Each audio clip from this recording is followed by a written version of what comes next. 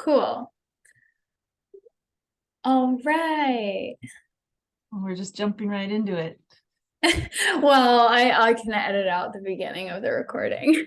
So I think I don't, I always am like, you're on these things. It's always like, oh, the best conversation happened right before they started recording. That's true. It's true. It does happen that way a lot of the time. I think we should say how we met first a little bit, Yeah. maybe. Oop. Yeah. That's a good idea. So, I'm just gonna minimize the distractions on my screen. Yeah, Um, I'm adjusting mine a little bit lower. so we met through FTP, right? I'm like, how did we meet? It No? was so, yeah, it was such a quick, like, that was such a roller coaster ride. There was so many people, and it was just like everybody was just like throwing darts out into the universe. I feel like we were all just like, wow, this is so fast. And I don't know, there was so many different people that I quickly interacted with, just like you. And I was Mm-hmm. like, this is kind of overwhelming. Like, I kind of had to pull back. I was like, this is just like too many people, too much. Yeah. But I don't know. And then by another group that I'm with, the teacher there recommended like finding a partner to do this telepathic practice with, just to get a regular practice going. And I reached out to you, and you were game. So I think it was as simple as that. Yeah. I was like, oh, that's so fun. Sure, let's do it. I think we had like one interaction before that, but yeah, I was like, I don't know, just it felt easy. Yeah, exactly. I think you're right. We only had like a super brief exchange prior to that, and I was like, cool, why not try this? Even though it's our connection was maybe that little, but it's like since we've been back and forth, there's all these alignments and synchronicities. So clearly there was a deeper resonance that was guiding and connecting. Yeah, I just got a deep breath right there when you said that. Mhm. Yeah. Um, Yeah. I Maybe we just, could do something to drop in a little bit more, like mhm. we're just, I'll read something that just popped up for me, that from somebody named Ashana White Eagle, who has been a high teacher. And so it's just right here. And it says, those of you who are keepers of the codes of light, keepers of the new earth to be, healers for the people, healers for the land and trees, healers, activators of the sacred power points, clearers of the old oppressive hijacked portals. Take 10 minutes to tune in with who you are. Feel the source energy through you, and prepare to release shadows and clocks where necessary, always on appropriate timing. You choose to be here right now. Maybe we don't have to take 10 minutes, but maybe we can just take a minute. Yeah, deep breaths.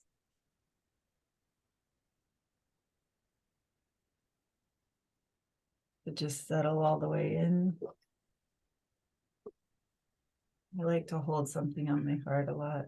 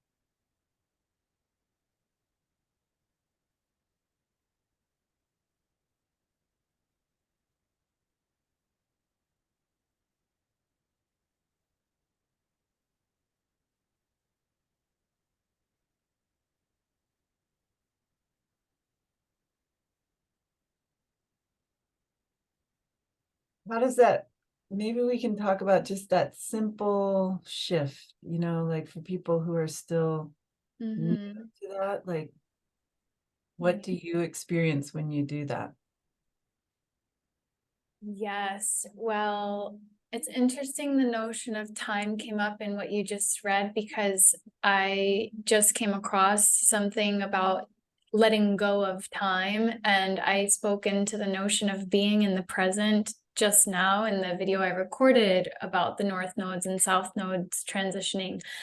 And this energy is really calling us to be in the present moment, because when we give our when we give our energy to the past or the future, we're giving our power away to those illusory timelines, because the only truth is in the here and now. So coming back into the present, into the breath, it's really about getting centered and grounded again in, for me, I feel the truth, and the truth of who I am, and this sense of calm and peace. And that is our true state, truly, is this state of peace. So for me, this is just packed with so many layers, this tiny little practice right Oh, now. just to even settle in, right? Like Mhm.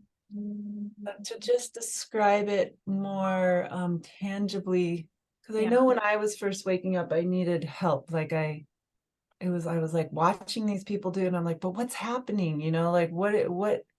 And so I just want to say, like, in the earliest days for me, it always used to be like in the back of my neck. I would feel this kind of like pressure, I guess is how I could describe it. But it's like, really it's me getting centered. I could describe it as pressure, but it's it's a sensation, and I think it's like the energy expanding, right? So then the energy expanding within me, I mean, you could talk about it as your pranic tube or something, but I would feel it in the back of my head. And I think that's because my heart and my head were not connected. So that's like the point of constriction was really there for me. And so that's where I would feel it the most. And these days when I sit down and try to center, then the sensation I feel is more in my heart. So I feel like I've maybe connected this better, and that's running more open. So Yeah. now I'm really in a lot of like heart opening space, which could go on forever. I don't know if there's going to be an end to that, but yeah, I feel kind of like I feel it in my chest, that same. And I had a word for it a minute ago that is, I thought that's escaping me now, but it's kind of like the energy is like it's I don't want to say it's solidifying, but it's like, my energy was all over as I'm like getting from the car into this office where I am, but then it kind of like it congeals, or it kind of like aligns or centers, right? And so then I feel it's not exactly a tingling, Mhm. but it's not like a it's like an aliveness, I guess is what I could say. Mhm. I don't have a good word for it, but I want to, for people to understand, like it's not a real like pronounced thing, but it is noticeable. I can feel myself getting centered. I can feel all the energy kind of like pulling and like centering into place, so that there's like a stronger, it's not even vibration is not the right word. Aliveness is the best word I can come up with, of just like there's a Mhm. presence, it is a bodily sensation though. Like I want to say it's like a, Yeah, you can feel the shift for sure. Anytime you take a moment to take a deep breath, absolutely. The physiological response, the parasympathetic nervous system turning on, this is what's happening biologically. So there's a real tangibility to what's happening in our system. The shift that is happening for us is rooted in our nervous system, but it's very much an energetic thing. Our nervous system is based on electricity. It's energy. So when we talk about energy, I feel like a lot of people are like, oh, that sounds so woo, but our bodies are literally that. Yeah. So, and our cells, the mitochondria, is what controls everything. We have little energy creation centers in every single cell of our being. So, yeah. Like, I just thought of, like, for anyone who's like really trying to understand it, what it's like I'm thirsty and I drink water, right? Mm, So like the yeah. same feeling you get, like if you're really thirsty and you're like, God, I'm so thirsty. This is Mount Shasta water, by the way, that I'm having right. Oh, beautiful. I love that. Oh, I love the water bottle too. I just stuck it in the river and you feel, I mean, the headwaters, that's what you do. You go there and you just stick it Yeah. right where the water's coming right out of the ground. Oh, I love Fill that. up your water bottle, like, Mm, and anyway, but back to this idea of like what it means to, like, because we always say like go out and get grounded, but it's yeah. like, or like we talk about love all the time, but it's like, what is that? Like, how do people Mhm. know, like, when they're attuned to it? And I feel like that's the best analogy is like you're thirsty and you drink the water and it's that feeling of your thirst being quenched, right? Mm, mhm. I Or love you that. say like you're holding your breath and you get a breath because like you were out of breath, or like you yawn Mhm. or something. And when you yawn, you finally get that air into the place where like the air wasn't getting to. Yes. That's the feeling that I was trying to describe is in my heart, Mhm. right? Like the Mhm. energy comes into it the same way that the water comes into the place where I was feeling thirsty. Yeah, yeah. I'll put a couple words onto that myself. So is this visual that I was also getting when you were talking. The word that comes through is integration, but it was this visual of pulling back our energy from all the different scattered thoughts, the past, the future, the worries of and the to-do lists and so on and so forth. It's like pulling everything back into the center, integrating our energy back into the here and now, and it creates that sense of wholeness. Mhm. And this is really what embodiment is about, is embodying fully, completely our energetic presence. And again, to make it more tangible, we are literally allowing our lungs to fill up with oxygen in a way that they don't when we're in hyperdrive, when we're in this hypervigilant state of fight or flight, which is the constant stress state, the chronic stress state that most of us exist in this crazy Western reality.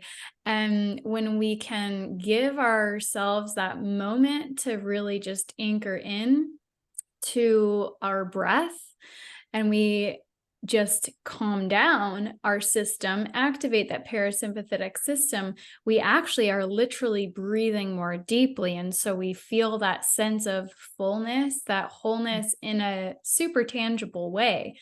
Like, I love your analogy that we're thirsty for oxygen. I call it the breath of life because I was super stressed out, and oxygen, we cannot exist without it for more than couple minutes, a few minutes in most cases. And we can go for food without days. We can even go for water without days, but oxygen, we can only go for a couple minutes. So this Well, is, unless you're Yogananda or someone like unless that, you're 'cause Yogananda, they that's why I said did. most. They were able to do that, right? They were able to like Yeah. stop breathing and just like there's even like an exercise I learned about where you can like hold your breath and they would learn Yeah. to hold it for like extent. But I mean, those were like, I'm not there yet. That's why I said most, because I know it's possible, but Anything is possible. yeah. Yeah. I want to go back to the talk about the present because so we're here to talk about the 777 portal and Yeah. it ties into everything that was kind of for me leading up to that because Mhm. um coming into the solstice, I'm trying to think if this goes back to Beltane or not, but no, I think the energy should. So really like in the energy that was like leading right up into the solstice, I got really reintroduced because I've had other times but to the Lemurian, right? Yeah. the Lemurian grandmothers, the whole Lemurian thing. And I was learning about I've read some books and then some was through meditation. So it was a combination. Their whole well, they are us, and we're like the Lemurians coming back, really. Yeah. Like a lot of us were here during the time of Lemuria. Mm-hmm. And so a lot of this is about like the future that was foretold then, and like healing, like when that whole sinking and when that whole thing happened, like we were told there will be a time of like, don't worry, it's all going to come. But this is that time, right? So, but anyway, coming into the solstice, and the whole thing about the Lemurians is like, they didn't, at that time, the way that we existed, I keep saying they, but I think I'm going to say we. At the time that we existed as Lemurians, we weren't as dense, we were like more kind of like, we hadn't come all the way into the physicality as much. Like we were in physical, but it was a much more ephemeral form of physicality. And so I imagine of like this like core, this like seed with this like kind of like plasmic, like kind of like fluid light body kind of surrounding this like core seed. And taller and just, but the thing was like, there was no memory at the beginning. There was no memory. And what I've heard is that the women, and they were androgynous and then sort of split partway through the time into the feminine and masculine principles. And then the masculine was like the action and the feminine was the receiving, right? Yes. So they would receive the impulse from the divine, and then it would be up to the masculine to like carry it out. So they had to work in partnership. Right. But so coming into the solstice, I was learning about this idea of presence, because they had no real they had no real sense of like past and future. Like that just wasn't part of their awareness. It was all just happening in the here and now. All of it was. And it was like, if they felt a discomfort, if we felt a discomfort, then they would attend to that in their body and in their energetic field. It was more like an energetic field. And so this concept of, sorry, that light's flickering, this concept of like having to heal the past or heal or like prepare for the future or worry about the future, that wasn't even something that was comprehended. That would have been confusing. They wouldn't even, but then slowly this idea of like, oh, well, I've had this experience before. I could learn, I could remember what happened the last time I had that experience, and I could use it so then this idea of time slowly started to formulate. Oh, I love that you brought that up. It's so fascinating to really think about how we began and what we're evolving into now. It's like that sense of timelessness is coming up and time being distorted as we ascend into the fifth dimension. So just for anybody who might not be super familiar with Lemuria, who might be tuning into this, Lemuria was an ancient civilization that predates Atlantis that fell in a similar way to Atlantis, but they were very, very high frequency beings. And, there's a lot of different perspectives on this human evolutionary path, but they were, I would say, most would agree that they were like the first humans that were seeded by largely Pleiadians. So this really beautiful, loving energy. And there's so much more to it than that, but they were very heart-centered. But again, with that lack of memory, because there was no past or future, as Tamara was explaining, they were a little bit more childlike in the sense that, and innocent in a good way, playful, joyful, a lot of that energy, which is what we're actually being called to step more into as we evolve. But so we're supposed to learn from the Lemurians and embody their energy more, but they had a different level of consciousness. We're now integrating their frequencies at a different level of consciousness. And I'm only going to say higher level of consciousness because we have memory and we have the ability to project into the future for co-creation and manifestation purposes. So what is happening now is we're integrating the higher aspects of that Lemurian energy into our very dense physical 3D form. We've been descending in frequency, and now we're ascending and consciousness at from a certain angle, but we're also integrating the darkness and the shadow to create a more full whole experience. So in a sense, where we're at now is we're integrating that Lemurian consciousness with more of that wholeness. So in a sense, we're ascending into an even higher level of consciousness, but it's a lot of work. Another way that I've heard it that I like as an analogy for where we're at right now, like with the whole 2012 thing and everything, is if you can think of like breathing as like a parabolic form or like a sine wave, right? You're in and out, exhale, inhale, which is rhythmic, and it's not like a duality. It's all part of a continuous wave, inhale, exhale. But that we came to like the fullness of the exhale, like we expanded all the way out in this like experiment of separation to like understand what it meant to be in separate bodies and thinking that we're separate beings. And you know, like so if you can think of the out breath, like we exhaled like all the fragmented pieces of our soul, like we expanded it out as far as we could. We were the little kid that ran away from home and was like, I can do it, Mom, I don't need you, you know. And we tried to do it, you know, and we were given the luxury of being allowed to pretend, because we could never really actually be separate. Like that's not possible. Yeah, Like we're it's all an made of the illusion. same. Yeah.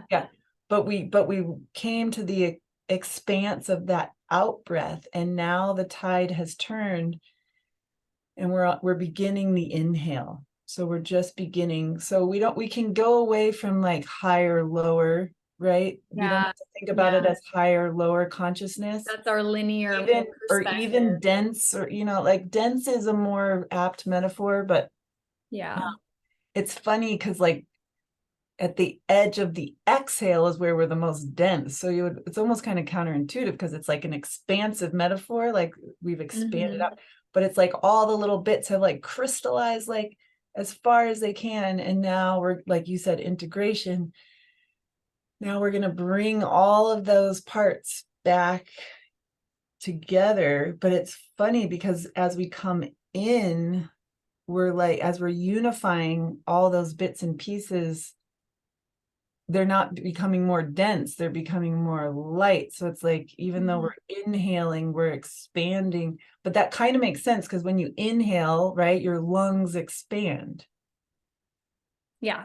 When you exhale, you push it all out, and you're so I like to think about that is just like these, and they talk about that in all the yoga stuff, you know, like the holy year and this and the you know, what are the satya, what are all those? My No, yoga the bronze, like we call it the Bronze Age, the Silver Age, but there's I know what you like, the yugas, the yugas. So as we keep going around the yugas, we're just inhaling, exhaling. We're just expanding, contracting. So it's all part of a cycle, right? So I don't think we have to think about it as like higher or lower. It's just crystallized energy, and then we breathe it out, and then it's just like we keep like a kaleidoscope. We keep forming new patterns as we go through each inhale, exhale. But so the way that I'm thinking of that analogy, the inhale and the exhale, we're leaving the exhale and integrating, but it's like integrating the duality into a fuller wholeness. So the way that I immediately thought of it is like we expanded out that far, and now we're inhaling and integrating the fragments of ourselves that went out that far, and our reality still extends as far as that, and we get to expand even more because we are in this energy of expansion. So we can, again, like you brought up, that our lungs expand as we inhale, so we're actually creating more of that fullness and wholeness. as we integrate. So it's integrating that duality into a more expanded experience. So it's really fascinating because I don't think we have, or I think it's hard to explain because our words are not adequate to explain what is happening. We are stuck in the language of duality as part of the struggle here to explain something that our souls are beginning to understand more and more deeply. But sometimes it's hard to convey it with our language, which is limited. But yeah, I do like that analogy of the exhale and the inhale, and rooting back into that Indian knowledge and wisdom, the way they explain it. I haven't really been integrating that knowledge as much in my recent part of my journey, but that was where I began my journey, is in India doing yoga teacher training many years ago. So it's definitely in there, a lot of that knowledge, and I'm sure there's a lot more that I can eventually deepen into. But yeah, the beautiful thing is that all these different traditions, like the Magdalene way of the rose, the Egyptian Sekhmet, whichever tradition you end up going down, like shamanic, frog medicine, I don't think it really matters because it's all getting back at the same knowledge. It's just they're all different rooted in the symbolism. same truth. So I used to worry about that, like, oh, I need to learn this and I need to learn that, but I'm realizing that like it's all getting at the same truth. So it's just different, whatever falls in your lap, really, or like whatever you're just drawn to in the moment. Like you don't have to have that FOMO of like, oh, well, I don't know all the yugas, so I don't know all the Yuga Sutras, or like, I don't have all the wisdom, right? Like it doesn't, it's all going to come to you. And so that's why I think we should do this at 777 Gateway, is like, I really want to get into our personal stories, because usually in our own personal stories, there's the same, we're writing the new wisdom, like the time we're living in now, like our own stories are becoming the myths of this great shift. It's like, talk about being in the present, like, we are what's happening to us is the stuff of legend, is the stuff of myth, of like, is the stuff that's being written in the Akashic of what happened on Earth. I mean, we're here at a like crazy historic moment in the universe, So I've been getting so many chills through this conversation and just now a lot. Like, so we get to just tell our own stories, because those are the stories of what's happening, right? Like, so that's what's so exciting. So I'm going to talk just a little bit about the lead up to it for me. Well, first I should just say, because I feel like this is all really going towards Lionsgate now. And like, I have a Lionsgate birthday at 8/12.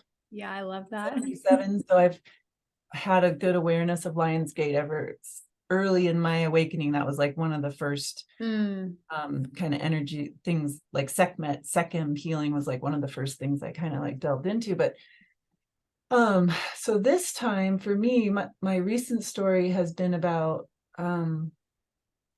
coming out of May Day, coming out of Beltane towards the solstice. And I got just cracked open emotionally in a good way, but it was painful. So I had been in a class with a teacher who had a lot of Moses energy, and, really kind of like,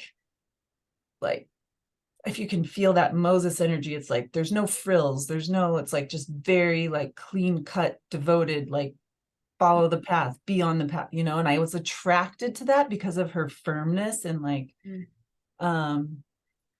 but something happened, which I think is a reverberation of some of my own wounding. And also spirit is like so many times has been just like kind of kicking me out of classes in a way. It's some gently and some lovingly. And then this one was like a really hard, like when you slap a horse on the butt to get it to go running wild and free again, like send Not it meant to be here anymore. right, but the horse doesn't want to go because it's become attached to the people in the tribe, and there's this bond that's formed, and so the horse isn't going to go. So then the person with the horse has to really like almost be mean to it to get it to go back to the wild. That was the analogy that was given to me about like why this happened. But so for me, it started with May Day. There was this hard, like, she cut me out of the group, and I'd been in this group, and it was a 7-person group, and we'd been studying this way of mastery, which was a Christ consciousness, kind of goes with the Course in Miracles, and it's all that very like kind of male Christ energy. It's all about like the dissolution of the ego. So I'd really been all through COVID, I'd been really deep studying that because I think I needed to stay with that energy. But she just was like, you know, I don't know, she said something about being at a crossroads, and some people are taking the narrow path and some people are taking the broad path, and it kind of like put this fear in me. And then later in the call she said, you know, Tamara, you're the one in the group who's taking the broad path instead of the narrow path. And I was like, oh, I am, oh no, what do I, you know? And then she kind of like muted me and like wouldn't let me talk on the Zoom anymore. Like an admonishment, she was saying that? Well, she said she was channeling Saint Germain at the time. She's like, because I had talked with her about how like the Yeshua way and the Saint Germain, I'm like, I don't like the being coddled. Like, I like the Saint Germain way. Like, give it to me straight. You know, like if you ever see me, you know, falling off my path, like just give it to me straight. So she's like, so you like the Saint Germain way. So I'm going to tell you, like, you know, earlier in the meditation when we were talking about being at the crossroads, it was you are the one who's like looking at the broad path. Because we had talked about like, you know, there's all these like distractions. Like you can, in this spiritual awakening, you can kind of get distracted. It's not bad, but you can kind of like, you know, you could go off and like just get in with like talking to unicorns for like 5 years and just be like all enamored. I'm not saying that's bad. So don't anyone think I'm saying that's bad. I'm just saying you could be kind of like in an eddy, like at the side of a river, just like, kind of being distracted by like, oh, this thing. And I don't want to get into such a long story, but I think I need to close this out. Okay. So I had this experience, and she was like, and I was like, oh no. And I was in tears and I was crying. I think because energetically I felt like what was about to happen. And I had had a past life with her where she was a slave and I was the plantation owner's wife. Oh, and I had always gone to her for spiritual counseling in that lifetime. Oh, fascinating. It was the smell of burning eucalyptus that brought this back to me. So I think we must have been on a plantation with lots of eucalyptus trees. Wow. So I remembered about her, and she was like Big Mama, you know, and I would like go to her, and I recognized her for who she was.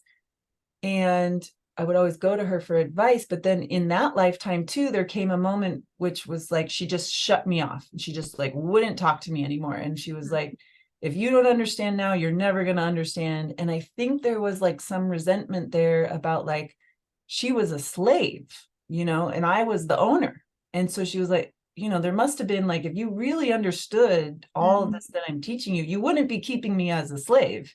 And I probably felt like, well, I don't know, this is the way things are. Like, what can I do? I'm just the wife. Like, you know, I didn't really delve too far into it, but there was like, what I did get was there was this cutoff.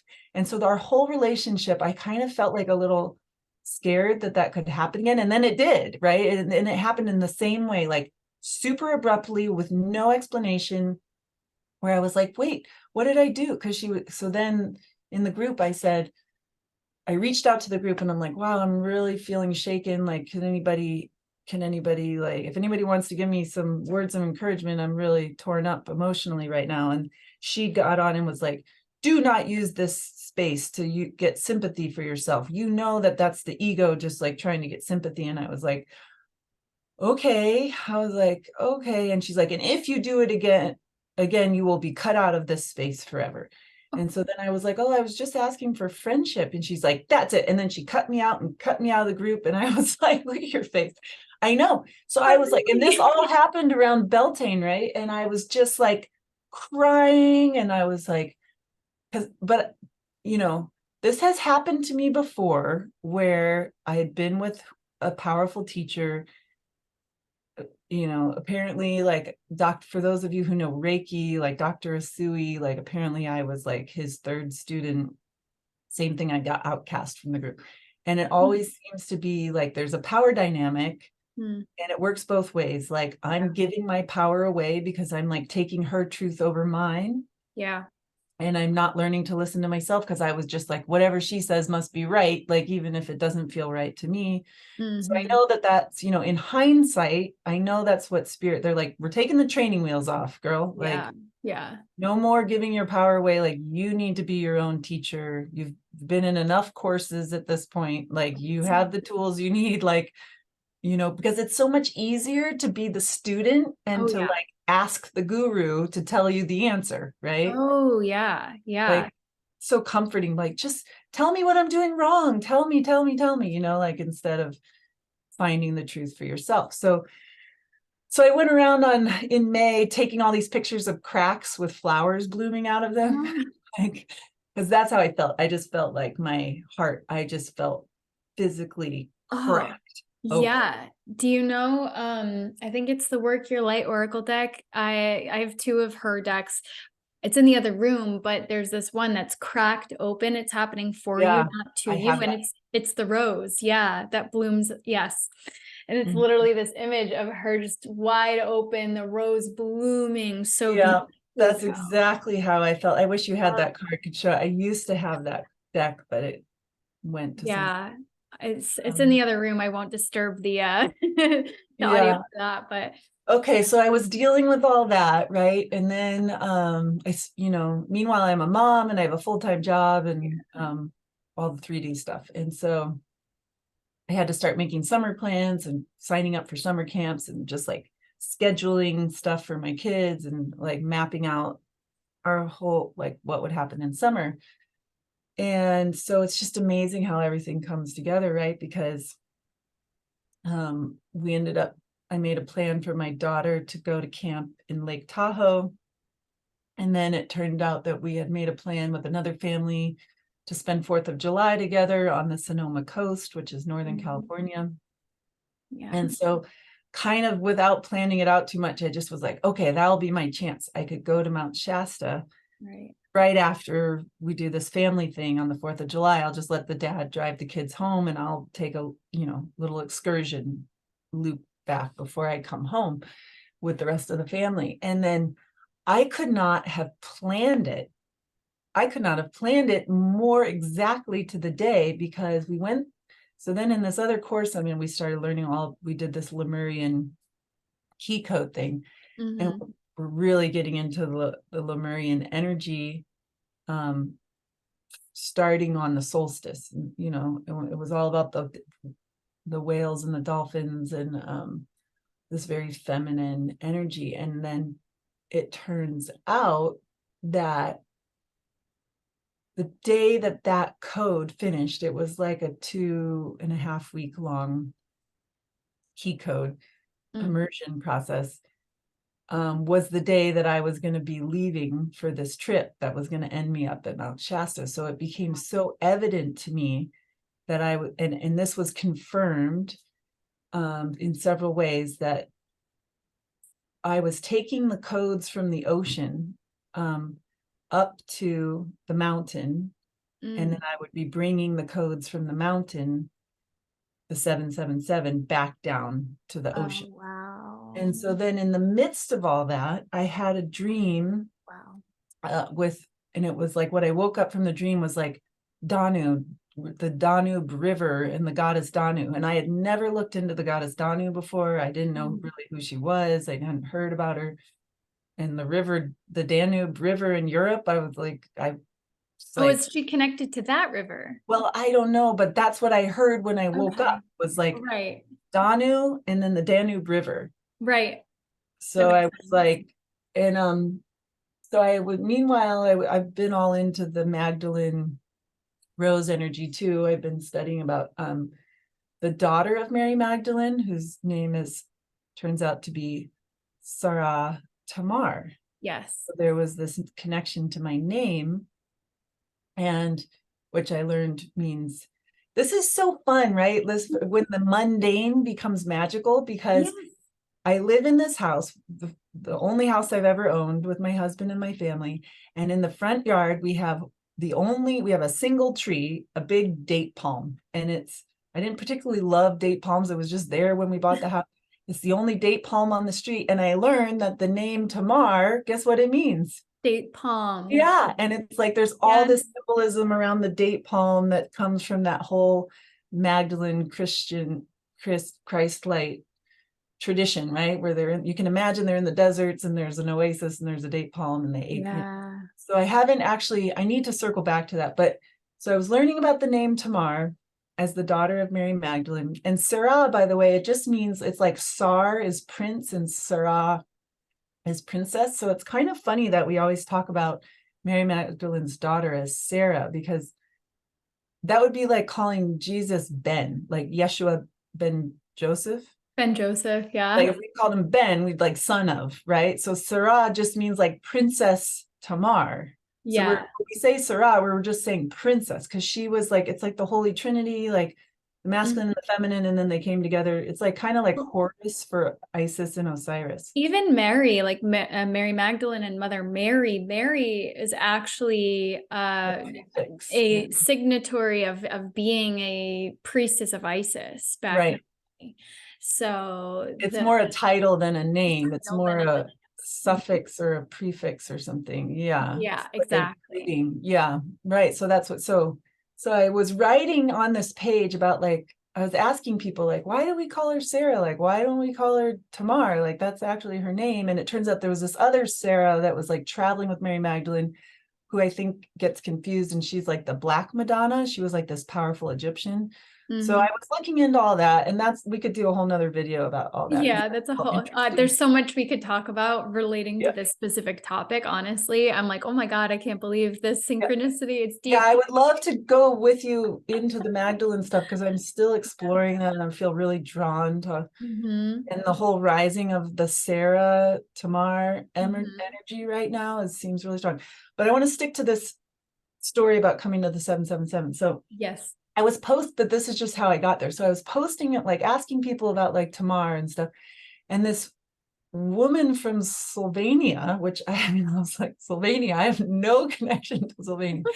She just like saw my post and like because I had said like, I don't know, I'm like, this goddess Danu is coming to me and I'm like trying to find out about Tamar, but the goddess Danu, and she wrote a like 3-page essay and sent it to me out of the blue. wow. Talking to me about the river Danube and the healing.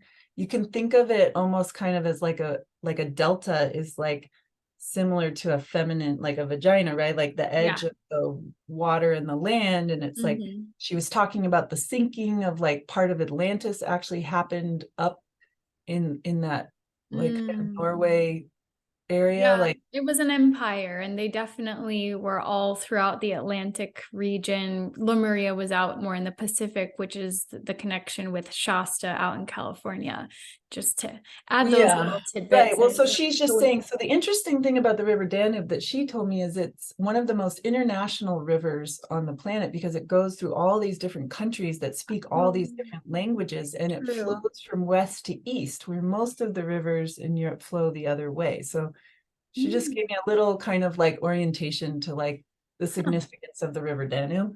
But what she said was that there was the Celtic, she described it as like a Druid Celtic, which mostly Danu is associated with like Celtic Druid energy, although not exclusively. And there's a lot of mystery, and it's really interesting when you start looking into her, because there's nothing really written about her. Right. Yeah. And I love that, because for me, I have a PhD, I'm deep in academia all my life. And it's really healthy for me to not be able to go read a bunch of books about who she was. And like, you really have to tune in. Just tune in.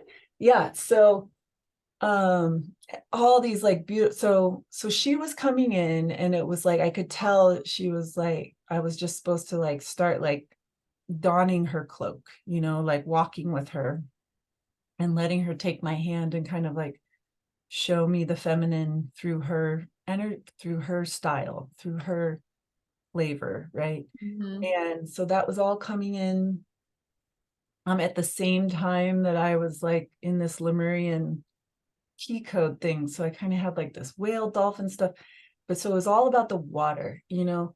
And it turns out that became the dominant thing while I was at at Shasta, because as I was driving to Tahoe to pick my daughter up from camp, the Google map, it like took me off the main highway, Highway 80, which is the main way you go up through Sacramento to get to Tahoe from the coast. And I ended up on this like river road. I ended up literally driving, like I had to cross these bridges back and forth across this river. I don't know how I ended. It's not the main highway. It's not how I would normally drive to Tahoe, but like Google just took me there. Oh, that's so So I funny. was following this river. I need to even look up. I don't even know what river it was, but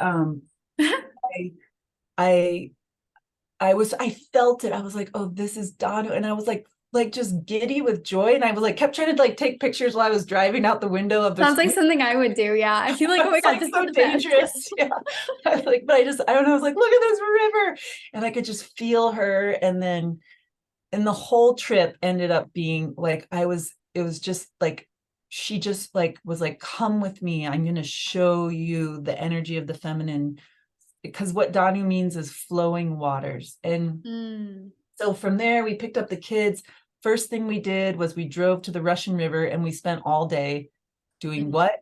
Not by my suggestion, somebody else, but we floated down the river for like on a hot summer day. We were just in the river with fins on and boogie boards and like all the friends, and we were just like swimming down the river, right? So I spent the day before driving up a river next to it in the car, and now I was floating down the river.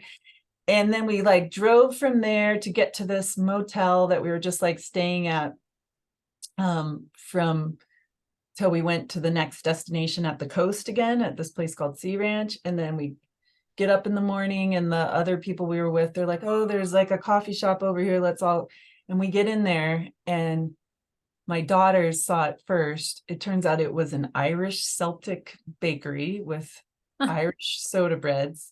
Of And all on the things. wall was, I showed you in the text I sent you, the 3 spiral things. Yeah. Danu. Yeah. And so my daughter was like, hey, Mom, isn't that the symbol that you've been trying to draw lately? Like, look right there. And I was like, oh my God, there she is. Wow. So then, from there we went back out to the coast, and it was like more water, right? We were staying at this place called Sea Ranch, which is deep in the sequoias, but it's right on the coast. And we were like surfing. And then I was just in the ocean, right? We were just in the ocean every day, all day long, either underwater, as the other family we're with, they're real into like water, just like, and so that theme of being in the flowing waters carried through to Shasta, and it carried through to, it really came to significance all the way up to this place called Heart Lake, which is above Castle Lake near Mount Shasta. And it's a known spiritual destination. Lots of people, you should go there. Lots of people go there. If I had a like slideshow right now, I would show. And the trees were very prevalent. So it was always like trees and water. And that's Danu. And what I started understanding was like, why was I being so immersed? Because here I was again, I'm swimming in the lake. I spent my whole Shasta trip was like, I was by a river, in a lake the whole time. I was like, just again, I just kept finding myself so much feminine energy swimming in water. And so then about emotion. So this is where I just discovered this morning, what this is all coming back to. So well, I'm like, so for instance, so then now I'm in Mount Shasta, and while we were on the coast, we had learned from our neighbors that our kitten had gone missing while we were gone, and now it's a week. And I have 3 daughters, and so this was very emotional for all of us, and I immediately started blaming myself. And because when I first heard it was missing, our renter had seen it, and I'm like, oh, why didn't I call our renter and ask her to help? Like, I do that. I tend to guilt trip myself, and mom guilt is really strong, right? I can imagine. So I just was like, oh, it's like, if I should have, could have, would have, like all this if then, and I just feeling that pain, that we talk about our pain bodies, our emotional bodies. Yeah. Another name for it, unfortunately or fortunately, it's our pain body, is just Yes, we another feel word for all of that. that. You have all those 7 layers of your body, right? You have Yeah. your physical and your emotional, and then etheric, and then subtle, and then causal. I think that's how it goes. Do you Mhm. know those? Is the mental body's in there somewhere, Oh, right? the mental, The yeah. spirit body, yeah, I tend to focus on the 5 bodies. There are 7, but 5 just keeps it simpler. Yeah. Okay. Well, there's these layers. So, but I think for me, the work is really with the emotional body right now. So the For cat sure. went missing, and it was kind of overshadowing because I was like, oh, well, maybe when the girls get home, it'll turn up because they'll be there at night, but it didn't. So I'm there at Heart Lake and I'm trying to enjoy it, but I'm also sad. I'm also like Yeah. sad about the cat being missing. So I'm kind of like back and forth between like joy and sorrow, Yeah. and all these emotions. And I understood that what Danu was trying to show me was like, just keep finding peace, and that's what the flowing waters are all about. Like you sit by Mhm. a river, you swim in a lake, like it just brings this like sense of calm. And Yeah. like I think she was just trying to show me like just keep finding that calm.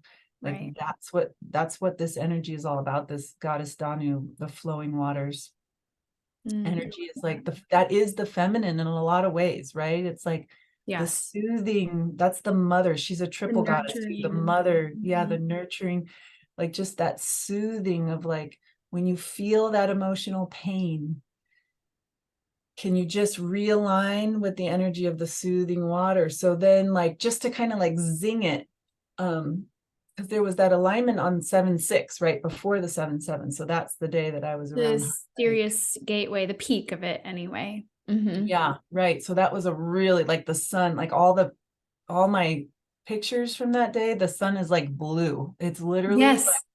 Hmm. blue. There's Oh, I like love it. blue light in all the pictures of the sun that I happen to take by this waterfall and everything. But Yeah. so then just like to really crystallize it, like so I had walked around the lake and I climbed down this whole thing and I had this whole adventure, and I was finally like heading around the final edge of the lower lake back to the parking lot, and I was literally like thrown down on my knees. I literally just like stopped out of nowhere, and I like was like, I have to make a crystal grid. I don't know. I just was like, so then I had this stump, and it wasn't even a very pretty stump, but I just like threw a blanket down, kneeled on my knees, and I just pulled all my crystals out and just put them in a spiral on top of the stump. I Oh, don't know. It's like the spiral. craziest thing. Yeah. Yeah. And I was just like, okay, I guess I needed, my crystals needed some of this light or something. They'd been being carried around in a bag for the whole trip. I'd never even gotten them. I was like, what's the point of bringing them? And they were like, let Right. us out, let us out. Yeah. But then as I sat there, I realized I had this other like special tool that I just got from this woman in Hawaii. It's a dowsing rod. I don't have it here to show, but Yeah. I know. I people use it like a pendulum, but it's a precision rod and it spins around. It's like copper, right? Usually they're copper. Yeah, we could post a picture of it like below the video if people don't know what it is. Yeah. And it was, dear to me because like when she gave it to me, a whole healing came with it. And like, anyway, it was like, I didn't want to lose it. And I realized as I was sitting there in front of this stump that I had left it. Well, I wasn't sure, Mm. but I realized I didn't have it. And I knew I Mm. didn't have it. And I panicked, right? And I was like, I Mm. left it, and I felt that constriction and that emotional pain and like all those feelings just like crystallized into 1 second. And I was like, oh my God, this is what it's all about. This is what it's all about. Like, as soon as we feel that feeling of like, oh no, the cat's missing, or oh my God, I left the dowsing rod, like it's not okay, right? Like I'm not okay. I'm not okay because the cat's missing, or I'm not okay because I left this special thing. And I felt that just like, but then it was like in that instance, I could get over it and I could be like, well, if I lost it, I lost it. And if it's there, it's there. And it was just like, what do I know? Okay, like go back to the flowing waters, like Mm-hmm. calm, like healing, like it was just such a like small but poignant example of like how we get pulled into that Oh pain yeah. feeling. And I was like, And it was like a stab, I was like, oh, I left my special thing, and I was like, it's not okay. And then I was like, it's going to be there under the tree right where I left it. Like, Right. I Yeah. don't need to be upset. Like, I Mm-hmm. can be happy. Like, even if I left the dowsing rod on the other side of the lake, Yeah. I can still be happy and calm. Right. So then I Yes. put my back, gathered up my crystals, and I just took that to heart. And I walked with like a deep knowing. And it's like losing your car keys. Like, oh my God, I'm not okay. I lost my car keys, or I dropped Mm-hmm. them in the ocean. It's not okay. But I just was like, you know what? It is okay, whether it's there or not. And I kind of like, I know it's going to be there, even though I didn't really know. I wasn't totally sure that I'd left it there. And if I would find it again, I was like, I'm just going to walk back to the spot because I can, because I'm so grateful that I'm here at Mount Shasta without my kids. And like, that's what I did. I tuned into the gratitude thing, right? I was like, Yes. I get to walk back. Like they said in Matt and those guys were like, Yeah. it's not, I get to walk back to the tree. Yeah. How Mm-hmm. lucky am I have the luxury of the time, which as a mother, you never have, that I get to walk all the way back around the lake. Yes. My Yes. dowsing rod is there. Great. And if it's not, I still get to walk all the way back around the lake. And how lucky am I that I have the luxury of time. So I walked with that energy, and the dowsing rod was right there. And Of course it was. I was so happy. And I made a whole little video about like, look, here's the dowsing, and the metaphor, because what is a dowsing rod, right? A dowsing rod is like your compass. I've been thinking about your compass post, because that's what a dowsing rod is. It's just like helping you map your inner compass, because you're just like allowing it to like express your energy where you can see it visibly, kind of like orienting you, right? So the symbolism of like it being like a dowsing rod that I had to go find, because usually a dowsing rod is how you're finding lost things and all that. Yeah. So all that experience. So I really like, okay, I'm like, okay, I get it. Like that is the theme of this particular Shasta trip. It, whatever, in all different shapes and forms, the energy of the flowing waters, and how you can attune to that as a way of healing and calming that fiery pain sensation of like when you feel like something's gone wrong. So I was like, okay, and our little kitten is still missing, and I was like, so this is like my bigger challenge is like, can I be okay that the cat has not come back? And because it's really hard for me to be okay about like, we really miss her, she's still not back. And it's like, can I immerse myself in that feminine principle, that nurturing, soothing, and then I went from Shasta, I went to this hot springs by the river that I showed you the pictures of, and it was all over again, like the peacefulness of the water, like just like floating in it, and calming the emotions of the pain body. Okay, so now, so I understood. So for me, the 777 portal was very much about the pain body, and like, how can we become in touch with these emotional wounds, not so that we have to just sit in the pain of them, but how can we see what patterns they're creating in our lives that are going to keep recurring. And so just this morning, it all kind of like is making sense, because I'm like, so what is the theme that keeps manifesting? Because this is a theme, the cat going missing. My daughters and I have been through this many times. Like we had these baby ducks that got separated from their mother, and we herded them into the chicken coop only to have a possum come and eat them all. And it was like atrocious. Yeah, he dug under the chicken coop wire and ate all the baby ducklings. And one of them was like half pulled through the fence, and it was like very grotesque. I know. And my daughter, and you can imagine my little daughter's like just horrified, right? It's so vicious. And then we were fostering a mother bunny, and then while the other people went on vacation, of course, it was pregnant and it gave babies while we had it. So they were like enamored with the joy of the birth of these baby bunnies. But then the mom kicked all the baby bunnies out of the nest on the one single night that it froze in Santa Cruz. It never freezes, but it froze that night. So half the baby bunnies froze to death. And we had to go outside and find dead baby bunnies. And my daughters were crying, you know, and I was crying. But then we got the little baby bunny. There was a couple of them and we like brought them in by the pellet stove, and they like came back to life. They like started moving again. It was like, we were like, oh my God, they're coming back. And then, so then we were like feeding with a syringe and we were like holding the mom bunny and making her let the babies nurse. Cause she just, I guess, didn't want to be a mom. I don't know what. Interesting. So we're like keeping these little babies alive and like taking care of them. And then like they started dying, the ones that had lived through the frost. Then one died, another one. And then there was like two left. And my daughter, I like ran to the vet store and got this formula. And we were like, and it just like squeaked and it died right in her hands. And it was like, her heart was broken. So there's like been this theme of like animals that we're caring for and dying. And my daughter, Kalia, asked me the question of like, she was really distraught. She was like, but mom, I gave it all of my love. Like, how come all these things that I love keep dying? Like, what is it? Like, maybe love isn't real. Like, she was really like, I'm getting emotional thinking about it, because she asked all those questions that I think we as humans really profoundly ask, and was like, but we were loving it. Like, why did it have to die? Like I'm giving up on love is kind of like the, you know, she went through anger and so we, you know, this thing keeps happening with these, you know, because we had baby chickens too that the possum came and ate, and was just Oh my like, gosh, like a whole stream of things. yeah, we had the ducks, the bunnies, the baby chickens. Wow.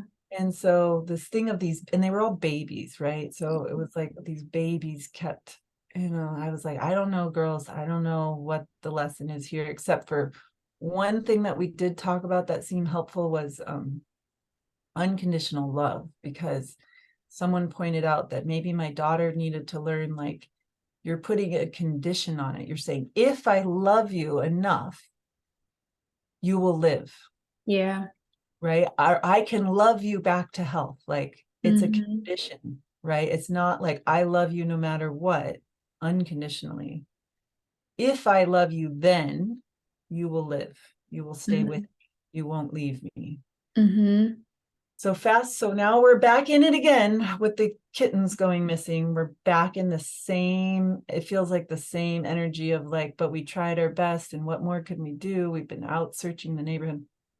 Well, this morning in the Archangel Raphael meditation group that I'm part of, we've now moved from the Lemurian key code into Lady Liberty, and it's all about, it turns out, the freedom, liberty. It's really turning out to be a lot. I mean, there's a lot of galactic stuff that we're doing with Melchizedek, and there's all this like the 144, there's all this kind of geometry, and this is like this really galactic stuff that we're doing on one hand, but on the other hand, sure enough, it's turning out to be all about going into your emotional pain body. And I was like, wow, that's just what I realized the whole time at Mount Shasta, that I was being prepared for how to heal these emotional wounds.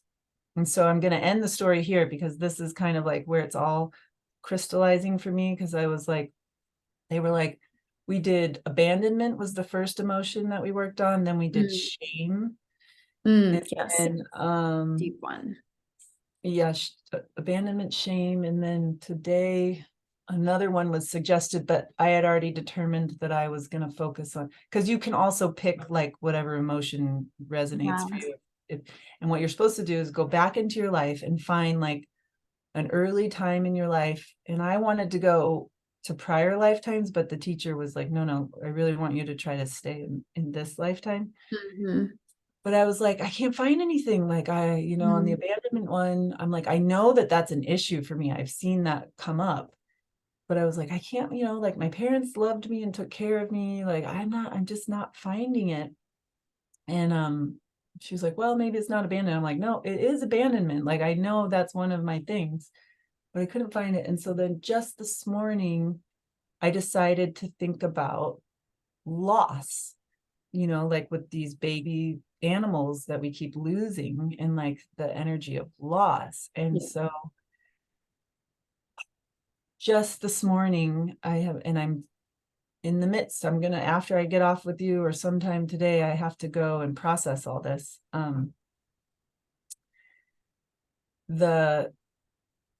My mother carried a baby to full term, and it would have been my older brother in Jackson Hole, Wyoming, under the Grand Teton. So there's significance. That's a power spot too, like Mount Shasta. And she lost the baby because it was Christmas time. Jackson Hole was rugged Wild West. There was one doctor in town, and I think what happened is the placenta detached, and the doctor, it was Christmas time, and he was off with his family, and he didn't pay attention. Anyway, so that's her story that she tells of blaming the doctor, right? But so then when she got pregnant with me, they decided they had to move out of Jackson back to St. Louis, where they were from. And what I've just realized just this morning, that I had not really ever thought about before, but the meditation took me back to being in the womb. And I realized that what I received in the womb of my mother was this fear of loss, right? Because she had lost the first baby. Now she was pregnant again. And there was this energy of like, I can't love it too much because I loved the first. So as a fetus, my mother was going like, I can't love this baby too much because what if I lose it? Wow. And there was this fear of loss. And so that was imprinted in me. Wow. And so now I can understand this whole pattern that my daughters and I have been going through of all this loss of these babies, because that is an energy that's been imprinted on me and that I'm carrying. And so all this time in Mount Shasta, I think there was a galactic purpose that I was there. Like I said, I was carrying these key codes from the ocean to the mountain and back. But then my personal journey was like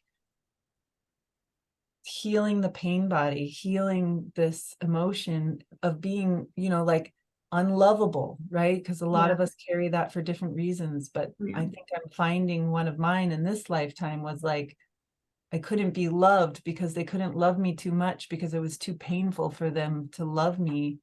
And it was too shocking, and they had to uproot and give up their dream of living in Wyoming, and they had to go back to St. Louis, which was painful for them because there was a ball buster father figure of my dad, and that was a whole story. So thank you for listening to that whole long story. And I hope that other people can benefit from this, because what I'm realizing is like, when you're asking like, why are the kittens missing? Like, what's the lesson? Like, there is something deeper to find, and it took me, I'm hoping. And now the other thing I have to be careful about is, because I wanted to say, well, like, if I heal this, then the kittens will come back. But I caught myself with the help from a friend, because that's putting a condition on it, and that's a limiting belief system. So I need to just release that, and I need to. It's the attachment to a particular outcome that needs to be released as well. Like, well, it's kind of one and the same, the attachment aspect of it. Yeah. So I need to just focus on the gift of this awareness that there's this emotional pain of being unlovable, of, of all that I must have received in the womb, and I'm not trying to blame my mom. She didn't know she was doing that. It's just what happened. Right.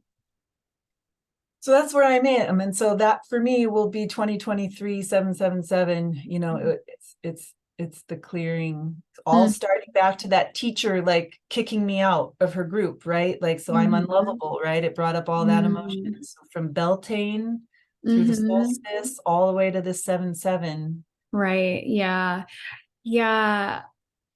Thank you so much for sharing that story, because it's like the details really do all weave together. All the pieces connect. And that's a theme that's been coming up for me, is this weaving. This image of weaving has been really, really strong and prominent. It's like we're receiving these light codes and we're weaving them into our being. We're weaving our higher self frequencies and codes into our physical being, weaving the codes of destiny through us, but it goes so deep. We're weaving our story at the same time. We're weaving the quilt of our journey here on earth, and we don't know what it's going to look like from this point in time, but it's continually being woven by us. I love that you attune to that, because the other side of that is that we are unweaving too.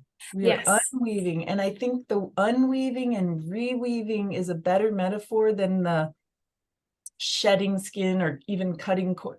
Like all those metaphors of cutting something away. I so much prefer, like, we're taking the old strands, unweaving them and reweaving them into a new pattern. Yeah, that unraveling, unbinding those are terms that I've used as well, which connect very much with the unweaving. So I do love those terms.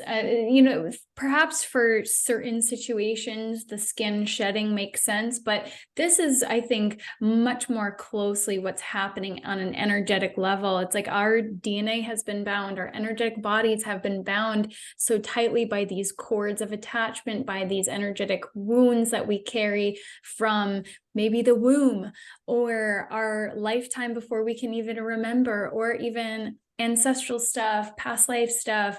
It goes so deep. It really does go so deep. And we don't always have to be consciously aware of what happened in those past lives or what happened, but there's an energetic pattern that comes up to our awareness. And again, we don't always have to know the root of it, but when we do, it helps us to connect the dots. And even if we don't, we can see that there's been a pattern, and we can say, okay, I'm not going to continue this pattern anymore. And I loved that you used the word freedom, and then you talked about Lady Liberty. And what was coming through for me is that 777 portal was this freedom portal, this freedom gateway. So all of the energies really tie together, and your story just really anchors that in, because it's freedom from, we can call it past patterns, ways of being, emotions, but this is a very palpable, tangible example of that. So thank you for sharing that, because it is a really beautiful story of the surrender, the duality, the trusting, the intuition, and really being able to witness the lessons as they arise in the case of the dowsing rod and all of that. There's just so much in there. So yeah, and I feel like, you had mentioned Tamar and Sarah Tamar and the date palm. Well, I'm actually quite deeply, we haven't discussed this. So we can do a whole nother, let's do a whole nother one on that. Yeah, we will do a whole nother one, because the amount of synchronicities that Tamara and I have experienced since we connected, it's like, oh yeah, that, oh yeah, that, oh my God, now this. It's kind of wild.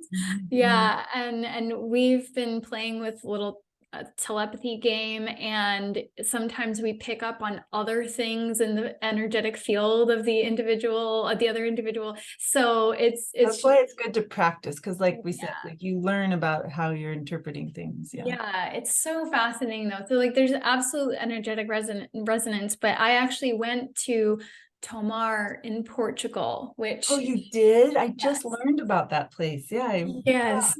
So this is why I'm saying we absolutely should, because I'm really deeply connected to Sarah Tamar in my own way. And I would love to do a whole other... Let's do that. Yeah. And but we can before we sign off on this, like I took a lot of airtime, but I'm curious, like, your journey through up to and then crossing over the 777. Yeah. So what themes came up for you personally? Not collectively, because I think the collective, we've kind of established what's... Yeah. I spoke into the collective. So for me, it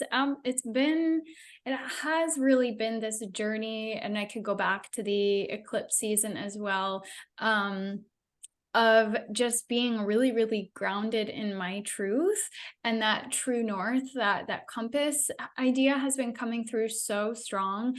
And it's like I have been shedding and releasing, so that pain body layer, I suppose you could say, but there's a lot of self-doubt, and that has been being worked through.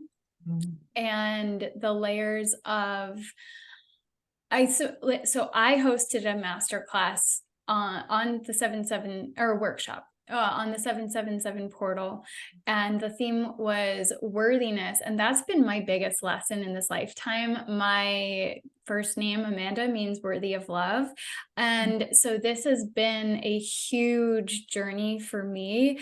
And it's partially through the energetics of our parents, but they're coming from their own places of pain, right? So this is where we have to have grace and compassion for ourselves and our parents and their journeys, and not fall into the blame and shame. But it's really, these are the lessons that we're here to learn and integrate, so that we come into this place of unconditional love, as you're saying, without attaching any specific conditions to it, or saying, well, if I've done this, well, shouldn't this be the outcome? It's just really operating in this space of openness has kind of been my lesson. And being back in that flow, to bring it back to that water energy and surrender, the trust and surrender piece has been a huge theme for me. So yeah, like the example in my story is, instead of saying, if I do this, the cats will come back and that will validate that I got the lesson, I have to just let that go, and just, I can't put the condition on like the cat's coming back, right? Yeah. My external reality, I am in a place where I don't feel like it's home, but I know I had to be here for this time. Because it's a very dense area, and apparently I'm a grid worker. So part of my role is to go to certain places on the planet. And for this Then we particular must have that in common too, right? And then the unlovable thing, right? Because now we're both unworthy, so like much resonance. And so part of my lesson was really about just surrendering my resistance and surrendering, but also at the same time not allowing the external things to get to me, like really staying grounded in my truth, because there are people who don't understand what I do and what I talk about and the energies. They're like, what are you doing? Really? I was thinking there was like some awakeness on the East Coast, like for sure New York, but you're just not finding it in your immediate area. You're Not not in my finding. immediate area, but I've also been in hermit mode. Mhm. And, these are people in my immediate surroundings in most cases. And Or where are you exactly again? Remind me. where I'm in North Jersey. So kind of 30 minutes outside of Manhattan. It's Okay. very, there are pockets, but it's very dense area energetically. Mhm. Dense population wise, but dense like in perception of the world wise, I would say. But yeah, it's been a major test for me.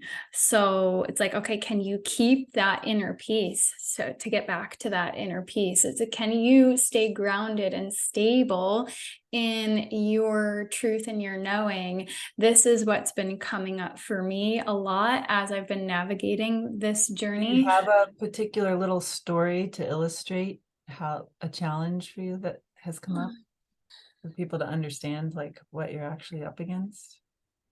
Or is it just like you feel isolated and you don't have anyone immediately to? Yeah, I can only say that it's the people around me don't understand me, and so I'm constantly getting questioned, and sometimes beyond that. So it's been not like my external reality hasn't felt very stable, and because I don't want to be here much longer either. But I know I had to be here for this time. And it's like and there was there were a lot of layers. It's one of those things where there's a lot of different layers happening in the quantum, in my personal reality, and what I'm doing on an energetic level as a grid worker. So it's just kind of mind-boggling when I really started to tune in and understand why this time period has looked the way it has. Did you know that you needed to be there before you moved there, or did you only realize that once you got there? I only realized it a while after I got here, because there were multiple circumstances that kept me here. And then I was like, okay, after this, okay, after this, okay, then this next thing.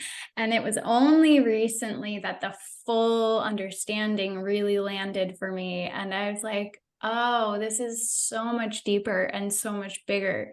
And now I get it. But it was like only certain aspects of it were being revealed to me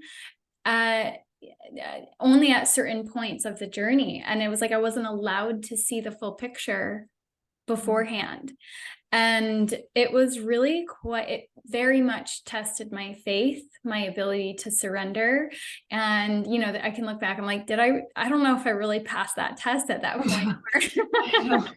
But yeah, it's been a massive, massive test of faith and trust in myself, number one, but also my mission and my path and my purpose, because it's been quite challenging. So yeah, you know, maybe in the future I can speak into it a little bit better, but yeah, I'm happy for you that you at least have come to that understanding. Yeah. Now, right? That you didn't get left in the dark all the way, like, you know, and so I'm sure the fact that you stuck it through and you're doing your service work, like, there's no way that it's not going to be acknowledged. And yeah, and it, you know, it's like trusting that the external will reflect when it's time, that divine timing piece. It's so, you know, we started the conversation on the notion of time, and I feel like we can bring it full circle. It's like,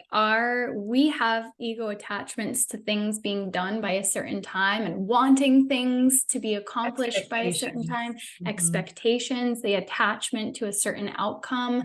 And, you know, we're manifesting left and right. We get taught that, right? We're like, oh, if you just envision the cat cuddling with you again, you are a powerful creator. You can call that reality to you. And so I was doing that. I was like, I was imagining the cat cuddling on my chest, but it's like, no, I don't know. We could talk about that in another one too. Like the difference between expectations and manifesting and like, surrendering, you know, how those all play together. It's so nuanced. And then when you really get into it and you understand finally that there is often what we want to manifest is from our ego, and what we're being called, particularly in the here and now, to do, those of us on this ascension path, is to not manifest from our ego space. And there is often something much, much better and more aligned for us than we can imagine from our ego space. But not everything is being revealed to us. So it requires the deepest level of faith and trust, and then surrender, which is so hard for egos. I know that message has been coming through for me so loud with this whole cat thing, which is like, trust, have patience, no expectations, you know, and not on your timeline, you know. Right. Divine timing always. But, you know, we can, when we learn the lesson, there's that idea of instant manifestation in the 5D where timelines can be sped up and quantum leaps and all of that. But what we're really being called to do is to integrate, ground, to release and heal all of those patterns, free ourselves from the energetic pain. That's the key. That's where we are right now. Yes. To free ourselves. And like, what does freedom really look like? It's the unbinding, it's the unweaving. And for me, at least, it's doing all of that in my emotional pain body. So finding like, how am I not free of my own emotions? Exactly. Exactly. So yeah, it's Yeah. been quite a journey. And I know so many people who are on this path who have been really, really struggling in this past year. And that's because we've been called to go really deep within, like that. So the solar eclipse, the lunar eclipse, the eclipse season in the end Yeah. of That April, May eclipse. Yeah. super intense. That was South Node That's when Scorpio. that teacher cut me out of her group, was right during all Yeah, that. And that was South like Node so Scorpio. painful, right? With the cracked open. Yeah, it's But so interesting. the way through, what is it that somebody said recently? The obstacles that you think are in your way are the way. The obstacle is the way. That's a book. I read that Yeah. so long ago, but it's so true. The obstacle is the way. The only way out is through, right? So Mhm. we want to avoid, that's another word for it, is the bypassing. We're Yeah, like, oh, you this just is a gotta go. I had to go into the pain of being kicked out of her group and like feel Mhm. like how sad I was and Yeah. like be with that. That's the shadow work. That's how people use this term shadow work. Like, well, what does it mean? It means actually sitting in the pain and releasing it and processing it, and then doing whatever process we need to integrate it and to heal it, whether that's in our child, so on and so forth. But And then I was able to come out and see the gift, right? Because yes, the yeah. gift was I was giving my power away. Mm-hmm. It's time for me to stop being a student and be a Yeah, I teacher. received that message recently as well. Yeah.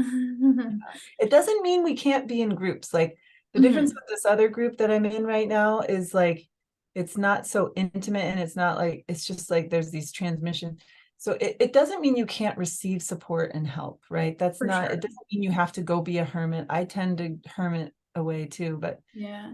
that's not, I don't think that's what it means. But what it means is to truly like take your own power back, to take everything that's given to you and make sure that you are integrating it into your own field and arriving at your own truths and learning from each interaction rather than discarding your own, you know. Exactly. Yeah, it's so true. The age of the guru is over is a Mm, constant theme that's been coming up for yeah. me. And this is Mm. exactly how I design all of my programs and workshops, is to really guide people to take back their power and to do the work themselves, like actually teaching them to become the master of themselves. Self-mastery is the theme, the overarching theme of my programs. So it's not about, it's about, okay, here are some training wheels, and then eventually you'll be able to take off those training wheels and ride by yourself. And And the I'm just, hard part though is we get attached to the training wheels. We get yeah, yeah, attached to that that's part of the, support of the teacher, like, yeah. oh, of this crystal, like this crystal can heal me, you know. Yeah, yeah. Anytime we attach to anything external, we're giving our power away. We can use the tools, but what is the relationship we have with the tool, with the teacher, with all of it? For sure. Mhm. Yeah. Interesting energy from that teacher, but she clearly played a role for you. So Well, she was the perfect villain, you know. They say like there was like a soul contract and yeah, it sounds like that for sure. I also wanted to say you opened this with that reading by White Eagle, was it? Ashana White Eagle, yeah. Ashana White Eagle. Eagles have been really strong in my field, and that's the ascended. Well, there's three aspects to Scorpio: the scorpion, the eagle, and the phoenix. And the white flame, the idea of the white flame and white healing energy has been really, really prominent. And then white dove. So I just wanted to add Mm. that little tidbit in because I We could couldn't. go on for hours because the dove, But I had a dove fly me up to a purification temple right before I love went to, that. yeah. Oh my We goodness. should end it though, because We my should, daughter's yeah. trying to call me and we've Oh, already been on for a long it's time. been, yes, but But it's been so fun. I know. Thank you for letting me take so much of the airtime because I Hmm. really wanted, because that realization came to me this morning. So it was nice Yeah, for me to get it felt like a like, really important and powerful story, and we learn through storytelling. So, yeah, and thank you for sharing. Thank you for being let's willing. do it again. Let's do it again. Absolutely. All right. Okay. Thank you, Tamara. Meanwhile, it's your turn to send me a symbol. So Oh, when yeah. I will. okay. All Bye. right, take care.